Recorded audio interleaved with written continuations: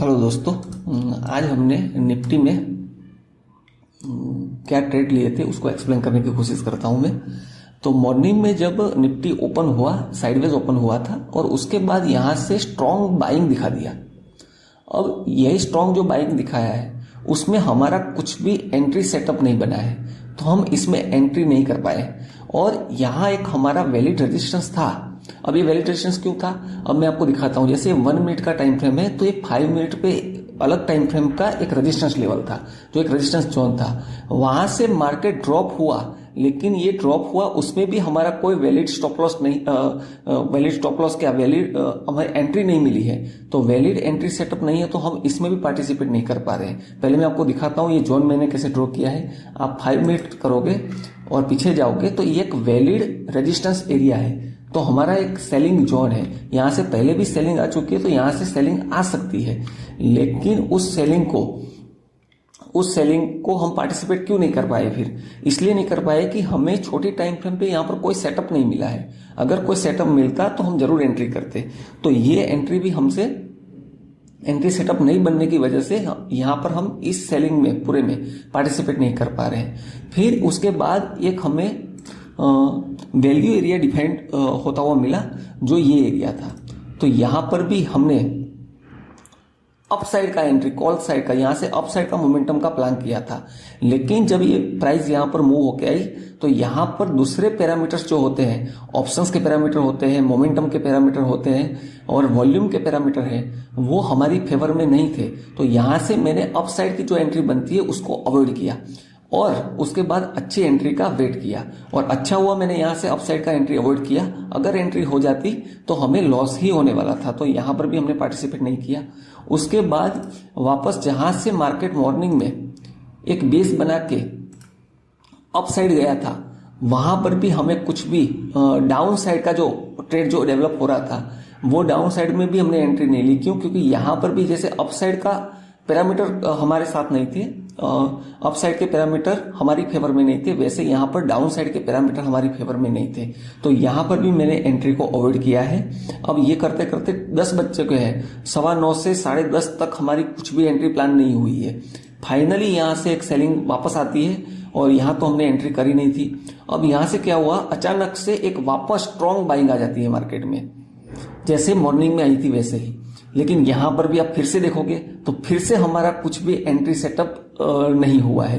अब आपने देखा होगा 9:15 से 10:30 तक हमें कुछ भी सेटअप नहीं हुआ, एंट्री सेटअप नहीं मिला है, तो हमने एंट्री नहीं ली है। और इसे ही मार्केट में डिसिप्लिन और आपका पेशेंस लेवल है वो चेक करने का तरीका है। इसी को डिसिप्लिन करते हैं। हमारा अगर एंट्री सेटअप नहीं बन रहा है, हमारे पैरामीटर हमारी फेवर में नहीं है, तो हम एंट्री नहीं करने वाले हैं। वही एक डिसिप्लिन ट्रेडर की काबिलियत है कि वो डिसिप्लिन के साथ मार्केट में एंटर करे, ना कि कहीं पर भी कॉल और पुट में एंट्री कर जाए। तो जब तक हमारा सेटअप नहीं बनता और सेटअप के साथ हमारे पैरामीटर मैच नहीं होते, तब तक हम एंट्री प्लान नहीं करते और तब तक हम एंट्री अवॉइड करते हैं। फिर फाइनली जाके इसका जब पुलबैक हुआ तो 10:31 पे हमारा 23,050 के कॉल में पैरामीटर मैच कर रहे थे, तो हमने यहां से एक स्कैल्पिंग प्लान किया। स्कैल्पिंग प्लान क्यों किया? क्योंकि आज मार्केट में हमारा सेटअप डेवलप नहीं हो रहा है, तो हम क्या कर सकते हैं, हम जब तक सेटअप डेवलप नहीं, अब 10:30 बजे तक बाद में हमारा थोड़ा सा पैरामीटर मैच हो रहा है, तो हम वहां स्कैल्पिंग प्लान कर सकते हैं और कुछ नहीं कर सकते हैं। तो मैंने यहाँ 10:31 पे यहाँ पर हमारी एंट्री हुई थी और इसमें हमारा इनिशियल स्टॉप लॉस ये था, लेकिन जैसे ही वहां से ट्रेड डेवलप हुआ तो हमारा ये स्टॉप लॉस हो चुका था और हमें इसमें एग्जिट मिली है 10:44 पे। 10:44 पे एग्जिट मिली थी हमें, यहां जाके हमें एग्जिट मिली थी और हमें 1:3, तो बहुत अच्छी स्कैल्पिंग है।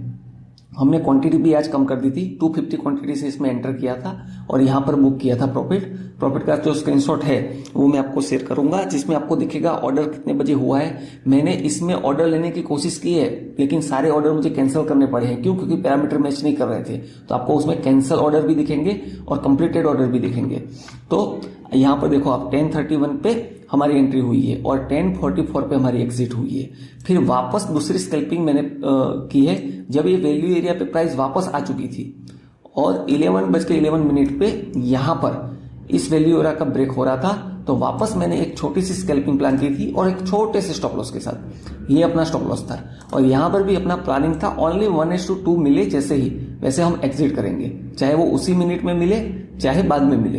तो यहां पर हमने एक स्कैल्पिंग प्लान की थी और यहां पर भी हमने दूसरा टारगेट अचीव किया 1:2 का। यहां 1:3 मिला था, यहां 1:2 मिला है। तो ऐसे करके आज हमने मार्केट में पूरा पेशेंस दिखाते हुए डिसिप्लिन के साथ जब तक हमारा सेटअप नहीं बना तब तक हमने एंट्री नहीं ली और जब हमारा सेटअप एक डेवलप हुआ तब जाके हमने एक 10:30 बजे तक और एक 11:11 पे हमने एंट्री करी और ऐसे दोनों ट्रेड में हमने एक प्रॉफिट बुक किया, छोटा छोटा प्रॉफिट बुक किया स्कैल्पिंग की और ऐसे आज हमने आज का दिन क्लोज किया है। तो ऐसे ही वैल्यूएबल कंटेंट देखने के लिए आप मेरे चैनल को सब्सक्राइब कर सकते हैं और ऐसे ही लर्निंग वाले वीडियो आप देख के कैसे अलग अलग मार्केट में सिनेरियो डेवलप होते हैं वो सीख सकते हैं। तो प्लीज आप मेरे चैनल को सब्सक्राइब करें और लाइक करें। Thank you.